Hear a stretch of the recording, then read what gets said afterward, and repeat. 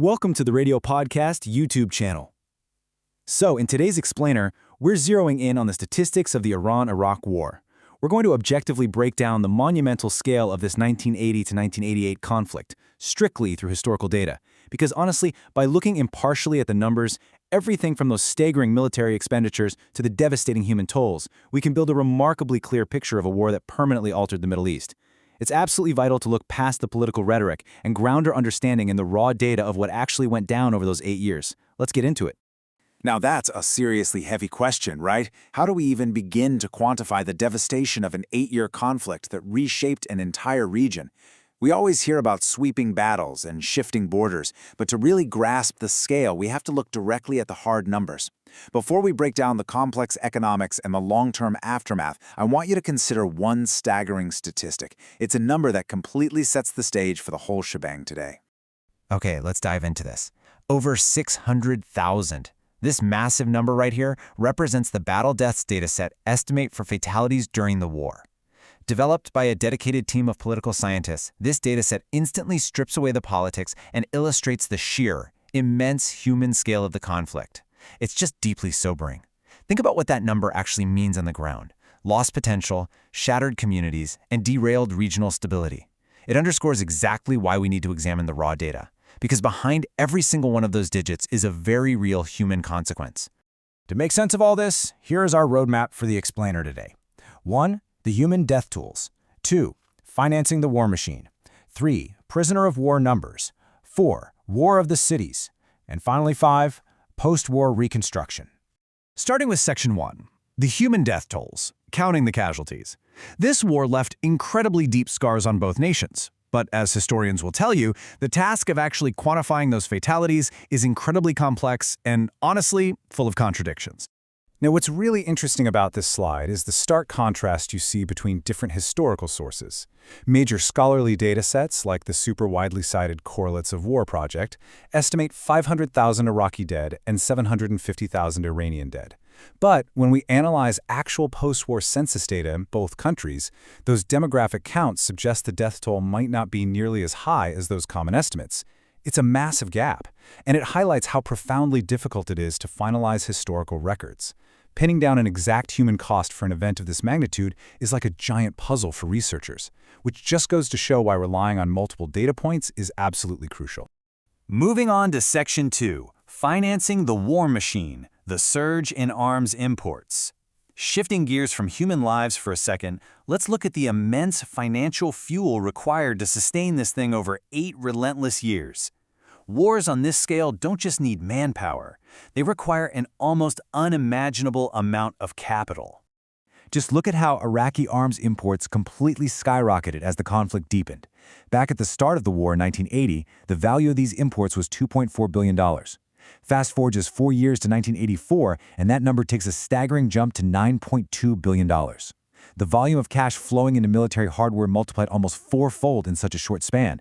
I mean, it was draining national coffers at an unprecedented rate, literally converting national wealth directly into the machinery of conflict.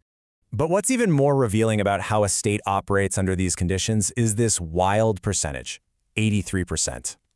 By 1984, arms made up an incredible 83% of all Iraqi imports. This wasn't just a military expansion anymore. This signifies a total war economy. We're talking about an economy almost entirely consumed by the war effort. When 83% of almost everything crossing your borders is designed for the battlefield, everyday civilian commerce basically just ceases to exist. And the historical record firmly backs this up. Primary RAND data verifies that massive leap from $2.4 billion, which was about 17.2% of imports in 1980, all the way to that peak of $9.2 billion at 83% in 1984. Having these exact figures right in front of us allows us to see exactly when and how aggressively the financial priorities of the state shifted toward total warfare. But we really have to ground that financial data in harsh reality. Those billions of dollars weren't just abstract numbers on a spreadsheet, right? They materialized as massive physical military hardware. We're talking naval vessels navigating strategic waters, heavily armored battalions pushing across contested borders, and just countless munitions continually fueling the fighting on multiple fronts. That economic data literally translated into the physical forces clashing on the ground and at sea. Which brings us to Section 3, the prisoner of war discrepancy, counting the captured.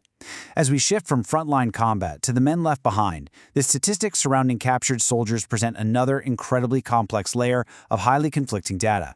Let's move to and see how this builds our understanding of the war's lingering human consequences. For thousands of individuals, their fates became tied up in administrative counts, international negotiations, and dog tags long after the fighting officially paused. You see, the war didn't just end for them when the treaties were signed, it dragged on through the agonizing bureaucracy of repatriation. And when you look at the numerical gap of prisoners of war, things simply do not add up. The International Committee of the Red Cross claimed to have overseen the repatriation of over 80,000 POWs held by both sides. But published data shows a maximum of roughly 92,267 released in total. That leaves a massive discrepancy of 12,000 individuals. It's a haunting gap in the historical record. 12,000 people essentially unaccounted for in the space between institutional claims and published reality. And unfortunately, the numbers don't stop there. Beyond the released individuals, the Red Cross still had precise numbers of active POWs remaining on their books, some 19,000 Iraqis and 4,000 Iranians. These aren't just figures on a chart, guys. They represent over 23,000 families waiting for a resolution that, in a lot of cases, took literal decades to arrive. It illustrates exactly how drawn out the resolution of this conflict truly was. Section 4 now. War of the Cities, the civilian toll. Beyond the front lines, we have to look at the tragic, direct impact the war had on civilians caught in the crossfire of urban centers, because the battlefield definitely wasn't always isolated to the borders. If you look at the timeline of the conflict, it illustrates a pretty chilling pattern. The war repeatedly spilled over into long-range attacks on civilian areas in Iran, Iraq, and Kuwait. We see highly concentrated periods of these attacks: February 1984, March of 85, January 87, and again in January of 1988. This wasn't accidental collateral damage. It was a sustained, calculated strategy of urban targeting meant to break the morale of the opposing civilian populations. So the crucial point is the human cost of these urban bombings, which was absolutely devastating. The data reveals that between 2,312 and 4,000 civilians were killed in these campaigns, with upwards of 22,000 wounded. Innocent lives lost, families shattered in an instant.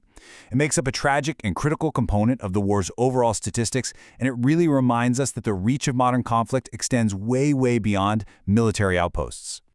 Finally, Section 5, Post-War Economic Reconstruction, the Cost of Peace.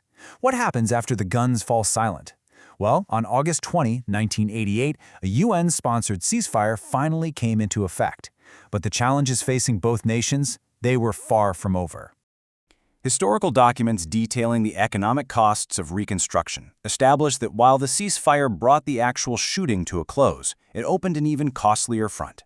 The direct physical damage to major economic sectors, combined with those massive military expenditures we looked at earlier, created an incredibly urgent need to rebuild.